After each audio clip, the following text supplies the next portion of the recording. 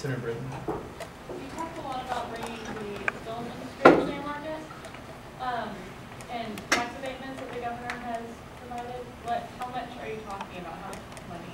Well, there's literally millions of dollars, and we were number one about 3 years ago in the whole country, over New York, over Los Angeles. I know professional actors in California who became very jealous when they saw my acting resume. They're like, what?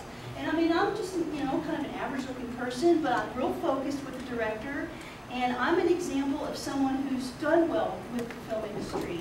There were people who were in high-tech jobs in Austin who lost their jobs, and they had 6 months' worth of steady employment at the Alamo. They were making $150 a day.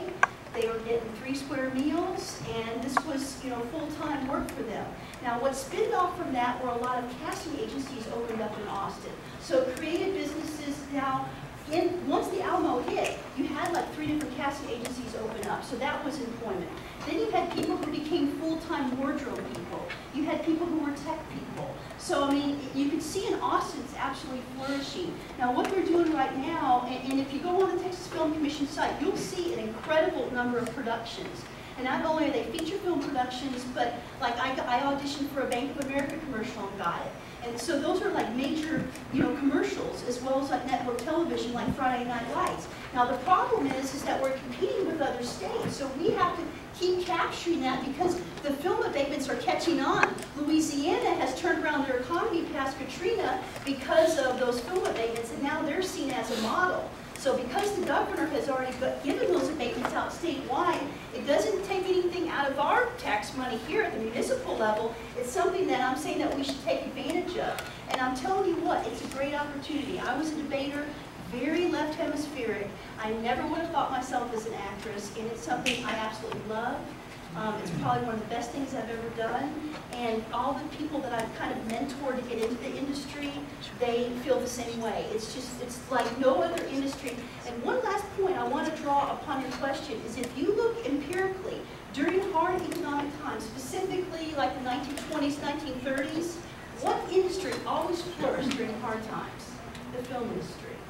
For some reason, Americans, no matter how hard off, if we have hard times, economic times, will still go pay some money to go see a motion picture. And that's what happened empirically in the 1920s and 1930s. So I think I'm providing an innovative approach with something that's already been implemented by the Texas governor. Any more questions? We have a couple minutes left. Time if you want to have any closing statements or if you don't. No, I just appreciate y'all, giving me the opportunity to speak with the forum. And if y'all have any specific questions, hit me on MySpace. I'll reply back. I'm always online. Yeah.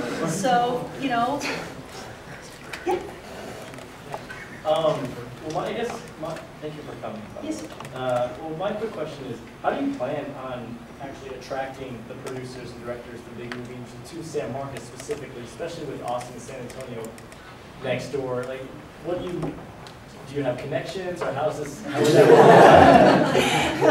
Well, I do have connections, but there are a couple different things. Because I don't know if y'all have seen Friday Night Lights. They were shooting on the square last year. They kind of cleared off one little segment there for a parade.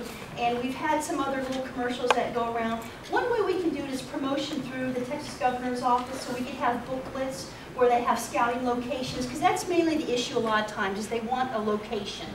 So we would promote the downtown district as a location. We would promote the historical district, some of the surrounding areas. The other thing is some of the cultural aspects of San Marcos.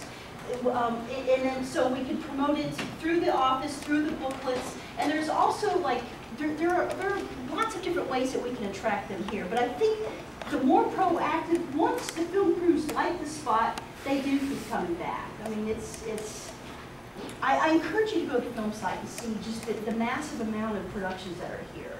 And this is not only feature films, but we have independent films as well. So it's on a massive scale, but on a smaller scale. And those smaller scale opportunities provide opportunities for independent filmmakers and students as well. So the website presence would be another way, but the establishing the branding that they talk about, these little booklets that they have, and also there are some